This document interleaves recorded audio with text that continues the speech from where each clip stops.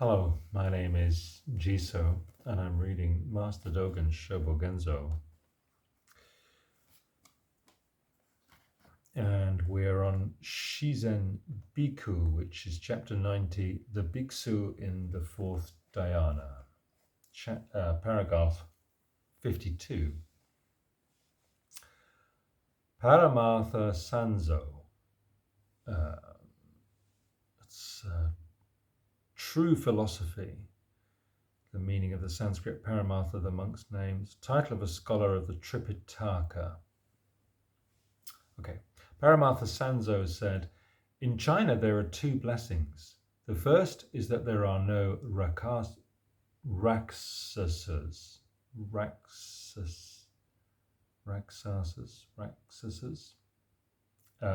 evil or malignant demons. The second is that there are no non-Buddhists. These words were in fact imported by a non-Buddhist Brahmin from the Western Kingdom.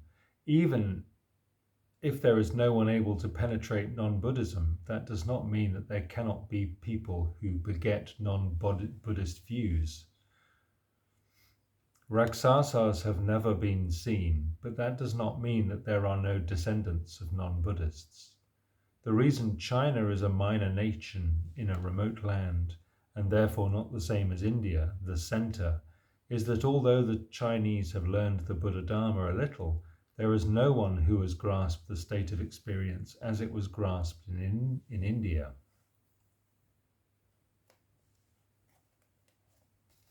Really? A master of the past said, today there are many who have returned to secular society.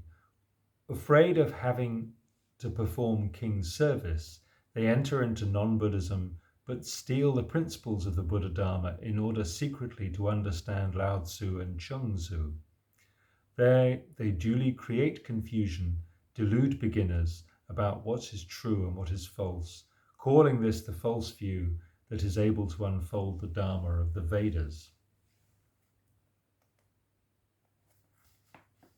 Remember, those who cause confusion, not knowing which is true and which is false between the Buddha Dharma and Lao Tzu and Chung Tzu, and those who delude beginners, are just the present Chien and Shōjo and their like. Not only is it the grossest stupidity, it is the utmost lack of esteem for the ancients. This is obvious and is evident. Among the monks of the Sung dynasty in recent days, there had not been even one who knew that Kung Tzu and Lao Tzu are inferior to the Buddha Dharma.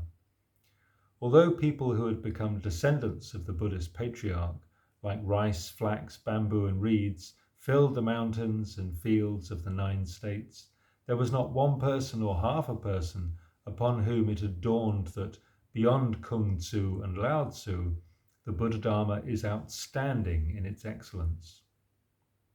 Only my late master Tendo, the eternal Buddha, clearly understood that the Buddha Dharma and Kung Tzu and Lao Tzu are not one. He instituted this teaching day and night. Though others were famous as teachers of sutras and commentaries or as lecturers, it had not dawned on any of them that the Buddha Dharma far surpasses the areas of Kung Tzu and Lao Tzu. For the last 100 years or so, many lecturers have studied the conventions of people who practice Zazen and learn the state of the truth, hoping to steal their understanding. We can say that they are utterly mistaken. In the writings of Kung Tzu, there is the person of innate intelligence, or those who know from birth. In the Buddha's teaching, there are no people of innate intelligence. In the Buddha Dharma, there is an explanation of Sharira. Kung Tzu and Lao Tzu do not know of the existence or non-existence of the Sharira. That's the sacred bones, especially of the Buddha. Kung Tzu and Lao Tzu do not know of the existence or non-existence of the Sharira. Even if they intend to make the 3 teachings into one and mix them up, penetration of non-penetration of a detailed explanation will be beyond them at last. Rongo, this is the Discourses of Confucius, says, Those who know it from birth are the best. Those who know through study are next. Those who learn it with difficulty are after that. Those who fail to learn even with difficulty, the people will see as the lowest. If, this says, there is inborn intelligence, it is guilty of negating causality. In the Buddha Dharma, there is no doctrine that negates causality. When the Bhiksu in the Fourth Dhyāna comes to the end of his life, he falls into the sin of slandering the Buddha momentarily. If students think that the Buddha Dharma is equal to the teachings of Kung Tzu and Lao Tzu, their sin, to slander the Buddha through a lifetime, must be grave indeed. Students must swiftly throw away the opinion that falsely considers the Buddha Dharma and Kung Tzu and Lao Tzu to be at one. Those who harbour this view and fail to discard it will eventually fall into an evil state. Students, you must clearly remember, Kung Tzu and Lao Tzu neither know the Dharma in the three times, nor know the truth of cause and effect. They do not know the peaceful establishment of one continent. That means the southern continent of Jambudvipa, upon which human beings are living. How much less could they know the peaceful establishment of the four continents? They do not even know about the 6 heavens. How much less could they know the Dharma of the triple world of 9 realms? They do not know a small 1,000-fold world, and they are not able to know a middle 1,000-fold world. How could they see and how could they know the 3,000 great 1,000-fold world? Even in the solitary realm of China, Kung Tzu and Lao Tzu are only minor retainers who have not ascended to the rank of emperor. They cannot be compared with the Tathagata, who is the king of the 3,000 great 1,000-fold world.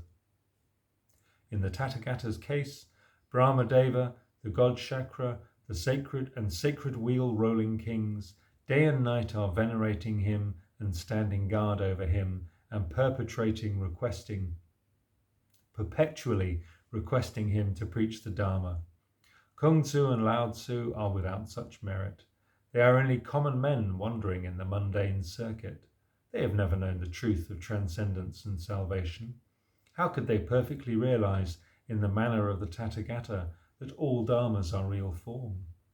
If they have never perfectly realized this, how could they be seen as equal to the world-honored one? Kung Tzu and Lao Tzu are without inner virtue and without outer usefulness. They can never arrive at the level of the world-honored one. How could we disgorge the false doctrine that the 3 teachings are at one? Kung Tzu and Lao Tzu cannot penetrate the existence of boundaries and the non-existence of boundaries of the world. Not only do they fail to see and fail to know the wide and fail to see and fail to know the great, they also fail to see the smallest material forms and fail to know the length of a kasana. What is the length of a kasana? Oh, an instant, that's right. There's a quote from only the Tathagata clearly knows the length of this kasana. How could we liken him to Kung Tzu and Lao Tzu? Sorry, I missed a sentence. The world-honored one clearly sees the smallest material forms and knows the length of a kasana. There we are. How could we liken him to Kung Tzu and Lao Tzu? Kung, Lao, and Chung Tzu, and Hui Tzu, and such like are just common men. They could never reach the level of even a Shrotaparna. We had a Shrotaparna before. What was that? One who has entered the stream, that's right. Or of the small vehicle. How much less could they reach the level of the second effect, or the third effect, or an arhat of the fourth effect? That students, however, out of ignorance put them on the par with the Buddhas is in the midst of delusion, deepening delusion. Kung Tzu and Lao Tzu are not only ignorant of the 3 times and ignorant of the many kalpas, they are not able to know one instance of mindfulness and not able to know one moment of the mind. They do not bear comparison even with the gods of the sun and the moon, and they cannot equal the 4 great kings and the host of gods. Whether in the secular sphere or beyond the secular sphere, seen in comparison with the world-honored one, they are straying in delusion. The biographies say, Qi was a great man of the Chu dynasty. He was skilled in astrology and once saw a celestial anomaly. Following it eastward, he met, as he had expected, Lao Tzu, whom he asked to write a book of 5,000 words. Qi wished to go forth so that he could follow Lao Tzu. Lao Tzu said, "If you are determined to go forth, bring the heads of 7 people, including your father and mother, and then you will be able to go forth." Qi immediately did as he was told, whereupon the 7 heads all turned into the heads of pigs. A master of the past said, "In contrast, Confucianists who are versed in secular scriptures and dutiful to their parents honor even their parents' wooden images. But when Lao Tzu establishes this instruction, he made Qi kill his parents. In the lineage of the Tathagata's teaching, great benevolence is the foundation. How could Lao Tzu make a deadly sin the starting point of his instruction?" In the past, there were wrong groups who compared Lao Tzu with the world-honoured one, and today there are stupid fellows who say that both Kung Tzu and Lao Tzu compare with the world-honoured one. How could we not pity them? Kung Tzu and Lao Tzu cannot equal even the sacred wheel-rolling kings. Through the 10 kinds of good govern... who? They cannot equal even the sacred wheel-rolling kings who, through the 10 kinds of good, govern the secular world. How could the 3 emperors and the 5 rulers be equal to the wheel-rolling kings of the gold, silver, copper and iron wheels, who are furnished with the 7 treasures and 1,000 things, and who either govern 4 continents or rule a 3,000-fold world? Kung Tzu and Lao Tzu can never be compared with these 3 emperors and 5 rulers. The Buddhas and the patriarchs of the past, present and future have each considered the starting point of instruction to be dutiful obedience to parents, teacher monks, and the 3 treasures, and service of offerings to sick people, and so on. They have never, since time immemorial, considered harming one's parent to be the starting point of instruction. So Lao Tzu and the Buddha Dharma are not one. To kill one's father and mother in every case is karma felt in the next life, in which falling into Niraya is assured. For all Lao Tzu's random discussion of the void, those who harm their father and mother will not escape the arising of retribution. Dento Roku says, "The second patriarch constantly lamented, saying, 'The teachings of Kung Tzu and Lao Tzu are only the part of decorum and criteria for behavior, and the writings of Chung Tzu and the I Ching are imperfect in regard to exquisite truths. Recently, I have learned that the great man Bodhidharma is residing at Shaolin. A consummate human being may not be far away. Under him I shall mould the profound state.'" People today should definitely believe that the authentic transmission into China of the Buddha Dharma was solely due to the second patriarch's power of learning and practice. Though the first patriarch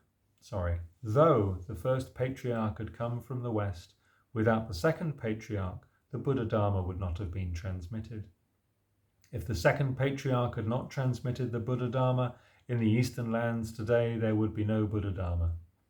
In general, the second patriarch must not be grouped among others. Dento Roku says, "The monk Shinko, Master Taiso Ika, was a man of broad accomplishments. For a long time he lived in Iraku. He was widely read in many texts and was well able to discuss profound truths."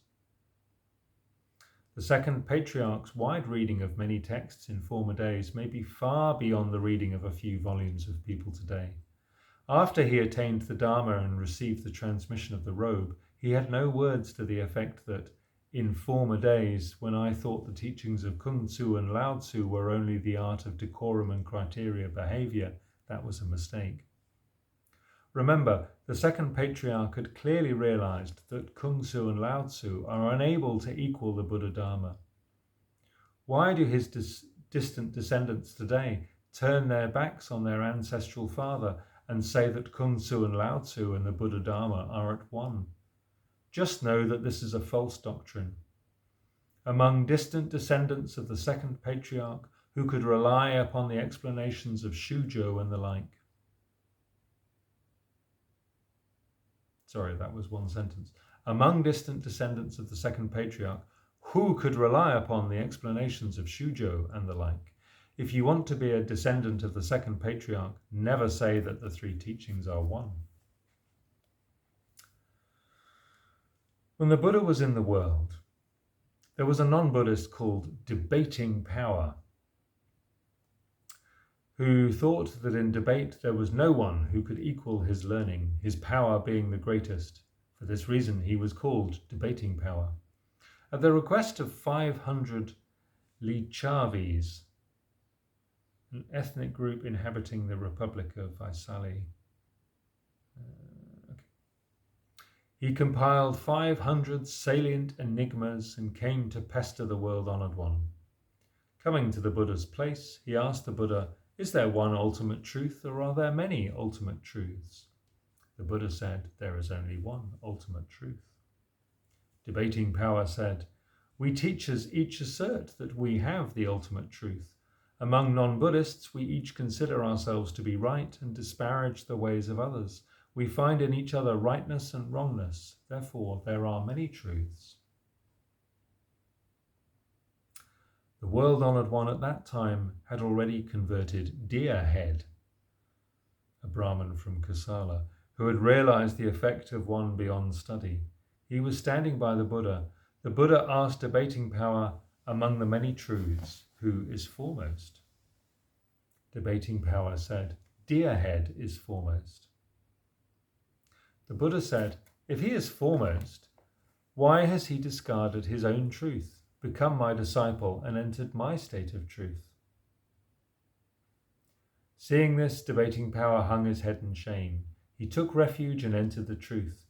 Then the Buddha preached a philosophic verse, saying, "Everyone claims the ultimate, each attaching to themselves, each seeing themselves as right and others as wrong. This is never the ultimate. Such people enter controversies and strive to elucidate intellectual nirvana. Disputing with each other right and wrong, winners and losers feel sadness or joy. The winners fall into the pit of conceit, the losers fall into a hell of gloom. Therefore, those who have wisdom do not fall into these two ways. Debating Power, you should know, in the Dharma of my disciples there is neither nothingness nor substance. What are you after? If you want to destroy my arguments, there is at last no basis for this. It is impossible to clarify total knowledge. By this effort, you will only ruin yourself." Now the golden words of the world-honoured one are like this. The stupid and dull living beings on the eastern lands must not indiscriminately turn their backs on the Buddha's teaching and say that there are truths equal to the Buddha's truth. That would be slandering the Buddha and slandering the Dharma. People of the western heavens, from Deer Head and Debating Power to the Brahmin Long Nails, the Brahmin Seneca, and so on. These were people of wide learning, such as never existed since ancient times in the eastern lands. Kung Tzu and Lao Tzu could never equal them all, at all. All of them discarded their own truths and took refuge in the Buddha's truth. If we were now to compare the secular people Kung Tzu and Lao Tzu with the Buddha Dharma, even those who listened would be guilty of a sin. Furthermore, even Arhats and Pratyeka Buddhas will all eventually become Bodhisattvas. Not one of them will finish in the small vehicle. But as for Kung Tzu and Lao Tzu, who never entered the Buddha's truth, how could we say that they are equal to the Buddhas? That would be an enormously wrong view. In conclusion, the fact that the world-honoured Tathagata far surpasses all is praised and known unanimously by the Buddha Tathagatas, the great Bodhisattvas. Brahmadeva and the god Shakra, the 28 patriarchs of India, all know it. In sum, all those who have the power of learning and practice know it. Living beings of the present degenerative age must not heed the mad utterance of the dim-wits of the Sung dynasty. that the three teachings are at one. It is the utmost ignorance. Shōbōgenzō Shizen-biku. On a day during the summer retreat in the 7th year of Kensho, I finished the copying from the master's draft. Ijo.